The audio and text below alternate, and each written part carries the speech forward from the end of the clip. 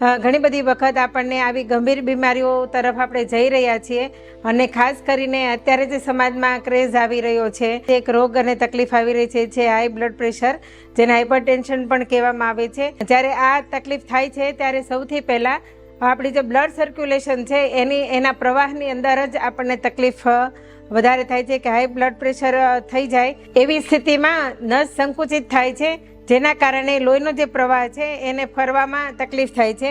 માથાનો દુખાવો અને ચક્કર આવવાના શરૂ થાય છે. ખૂબ જ બેચેની અનુભવાય અને શરીરમાં ક્યાંય ચેન પડતું નથી. અને ત્યારે જ્યારે આપણે ચેક કરાવવા જઈએ ત્યારે ખબર પડે છે કે બ્લડ પ્રેશર છે. તો ખાસ કરીને બ્લડ પ્રેશરને ઘરની અંદર એવા કયા શાકભાજી કે કયા ફ્રૂટથી અથવા તો કયા સિસ્ટમથી તમે કંટ્રોલમાં કરી શકો છો અને કયું ધ્યાન રાખવું તો તમારું બ્લડ પ્રેશર કંટ્રોલ રહી શકે.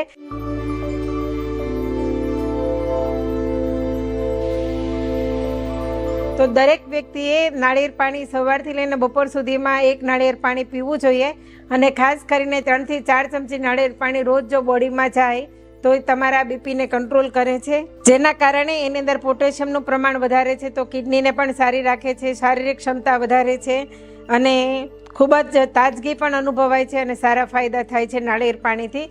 તો દરેક વ્યક્તિએ પોતાના શરીરની અંદર બને ત્યાં સુધી રોજ નાળિયેર પાણી નાખવું જોઈએ. નાળિયેર પાણીની અંદર ઇલેક્ટ્રોલાઇટ્સ હોય છે, જે કિડની અને શરીરમાંથી સોડિયમને બહાર કાઢવાનું કામ કરે છે, જેના કારણે આપણું કિડની ફંક્શન સારામાં સારી રીતે ચાલી શકે છે.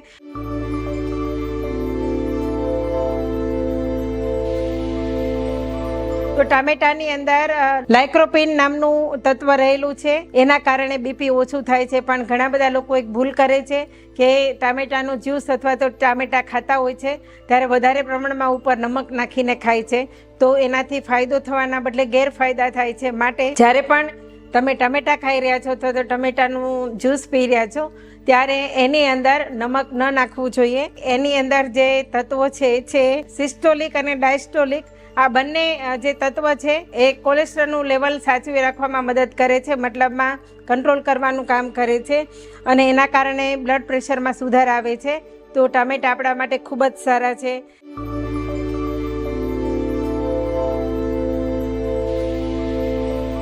તો ખાસ કરીને આમ પણ આપણને કહેવામાં આવ્યું છે કે હૃદયને સારું રાખવા માટે લાલ કલરના ફળો વધારે ખાવા જોઈએ. તો આ દરેક ફળોની અંદર તમે જુઓ કે મોટા ભાગના ફળો જે છે એ લાલ કલરના છે, જે આપણા બ્લડને શુદ્ધ કરવાનું કામ કરે છે, હિમોગ્લોબિન વધારવાનું કામ કરે છે અને મોટા ભાગના જે ફળો છે એન્ટીઓક્સિડન્ટ છે, તો જેના કારણે ટોક્સિન બહાર કાઢવાનું કામ કરે છે. જે દાડમ અને બીટના રસની અંદર સિટ્રોલિક ડાયસ્ટોલિક નામના પોષક તત્વો આવેલા છે, જે બ્લડ પ્રેશર ઘટાડવામાં આપણને મદદ કરે છે અને એન્જીયોટેન્સિન એન્ઝાઇમ ઘટાડવાનું કામ કરે છે. આ એન્ઝાઇમ શરીરમાં રક્તવાહિનીના કદને નિયંત્રિત કરવાનું કામ કરે છે.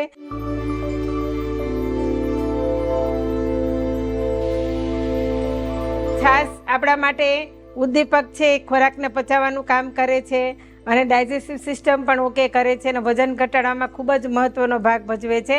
છાશની અંદરથી કેલ્શિયમ અને મેગ્નેશિયમ 2 પ્રકારના તત્વો મળે છે, જે આપણા બ્લડ પ્રેશરને કંટ્રોલ કરે છે.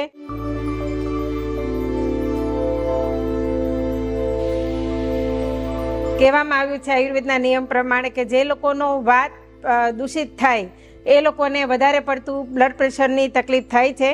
તો વાતને કંટ્રોલ કરવાનું કામ મેથી કરે છે અને ખાસ કરીને મેથીની અંદર ફાઇબરનું પ્રમાણ પણ ખૂબ જ સારું છે, કેમ કે મેથી ચીકણી છે તો જેલી જેવો પદાર્થ ઊભો થાય છે, જેના કારણે કુદરતી રીતે પેટ સાફ થવાનું પ્રમાણ પણ સારું થાય છે. તો મેથી આપણા માટે ખૂબ સારી છે, વાત દોષને નિયંત્રિત કરે છે જેના કારણે બ્લડ પ્રેશર આપણું એકદમ કંટ્રોલ થઈ શકે છે. એવા ઘણા બધા ઇન્ગ્રીડિયન્ટ્સ છે જે આપણા હેલ્થને, આપણા બીપીને સારું કરવામાં મદદ કરે છે. બ્લડ પ્રેશરને કંટ્રોલ કરવા માટે ઓનલી ડાયટ ચાર્ટ કે ઓનલી મેડિસિન કાફી નથી, સાથે સાથે યોગ અને પ્રાણાયામ પણ કરવા જોઈએ, ધ્યાન પણ કરવું જોઈએ, મેડિટેશન કરવું જોઈએ, જેના કારણે મન શાંત રહે. અને આવું કરવાથી વ્યક્તિને પોતાના બ્લડ પ્રેશરની અંદર, પોતાના ગુસ્સાની અંદર, પોતાના શરીરમાં રહેલી બેચેનીની અંદર ઘણો બધો ફરક પડે છે. પદ્માસન, શશકાસન, ધનુરાસન, ભુજંગાસન, વજ્રાસન અને શવાસન, આ 6 પ્રકારના આસન છે જેના દ્વારા આપણે બ્લડ પ્રેશર કંટ્રોલ કરી શકીએ છીએ. ખાસ કરીને યોગા અને પ્રાણાયામ કર્યા પછી સૌથી વધારે રિલેક્સેશન ત્યારે મળે છે જ્યારે તમે તમારા બોડીને આરામ આપો છો. શવાસનમાં જ્યારે તમે જાઓ છો ત્યારે તમારું માઇન્ડ અને તમારું બોડી બંને રિલેક્સ થાય છે, જેના કારણે મગજ પણ શાંત થાય છે. અને જેટલું માઇન્ડ આપણું શાંત રહે એટલું તમારું બ્લડ પ્રેશર કંટ્રોલમાં રહે છે. તો શારીરિક અને માનસિક તણાવ પણ ઓછો થાય એના માટે મેડિટેશન ખૂબ જરૂરી છે અને પ્રાણાયામ કરવા ખૂબ જરૂરી છે. પણ દરેક પ્રાણાયામ દરેક વ્યક્તિ માટે હોતા નથી. જો તમને કોઈ પણ પ્રકારની ગંભીર બીમારી છે અથવા તો કોઈ પર્ટિક્યુલર એવી તકલીફ છે તો એના માટે તમારું જે પ્રાણાયામ તમે કરી રહ્યા છો એ કોઈ યોગ અથવા તો પ્રાણાયામ કરતા વ્યક્તિઓ હોય જે એના વિશે ખૂબ સારી રીતે જાણતા હોય એવા લોકોને કન્સલ્ટ કરી અને પછી તમે તમારા યોગ અને પ્રાણાયામ તમારે કરવા જોઈએ. બ્લડ પ્રેશરને કંટ્રોલ કરવા માટે શારીરિક અને માનસિક શાંતિ હોવી ખૂબ જરૂરી છે. અને શારીરિક અને માનસિક શાંતિ આપણને આપણા ગમતું વર્ક કરવામાં પણ થાય છે. ધારો કે તમને કોઈ શાંતિ ગમતી હોય, કોઈ વસ્તુ તમને ખૂબ આનંદ આપતી હોય, સંગીત સાંભળવું ગમતું હોય, મિત્રો સાથે વાત કરવી ગમતી હોય, જેમાં તમને પોતાને અંદરથી આનંદ અનુભવાય એવી પ્રવૃત્તિ પણ તમારે કરવી જોઈએ, જેના કારણે તમે તમારા મનને શાંત રાખી શકો છો. વ્યક્તિની અંદર શારીરિક, આધ્યાત્મિક, માનસિક અને આર્થિક અને સામાજિક આ દરેક પ્રકારની શાંતિ હોવી જરૂરી છે, જેના કારણે માણસ પોતાની હેલ્થ સારી રાખી શકે છે. અને કોઈ પણ એક વસ્તુની ઉણપના કારણે માણસ ટેન્શનમાં આવી શકે છે, જેના કારણે પોતે હાઇપર ટેન્શનનો ભાગ બને છે અને બ્લડ પ્રેશરનું પ્રમાણ વધી જાય છે. અને આના પર જ્યારે આપણે ધ્યાન નથી આપતા ત્યારે હાર્ટ એટેક સુધી પણ આપણી બીમારી જઈ શકે છે. માટે સારામાં સારી રીતે તમે જો ખોરાકની અંદર તમારો જે ડાયટ ચાર્ટ છે, જે તમારી દિનચર્યા છે, દિનચર્યાની અંદર તમે સવારથી લઈને સાંજ સુધી જે તમારો ખોરાક તમે લઈ રહ્યા છો એમાં કયો એવો સુધાર લાવી શકાય જેના કારણે તમારું બ્લડ પ્રેશર તમે કંટ્રોલ રાખી શકો છો. અને એને એકોર્ડિંગ તમે તમારો ડાયટ ચાર્ટ જો તમે નથી જાણતા તો તમે અમારી સાથે સંપર્ક કરીને અમારા 2 દિવસના લાઈવ સેશનમાં તમે ભાગ લઈ શકો છો. તમને કોઈ હેલ્થ ઇસ્યુઝ છે તો એનું પણ સોલ્યુશન તમે અમારી પાસે માગી શકો છો. અમારી સામે લાઈવ આવીને તમારી સાથે લાઈવ વાતો પણ કરી શકીએ છીએ. એના માટે હેલ્પલાઇન નંબર ઉપર જે નંબર આવી રહ્યો છે એમાં તમે અમારો કોન્ટેક્ટ કરીને અમારા સુધી પહોંચી શકો છો.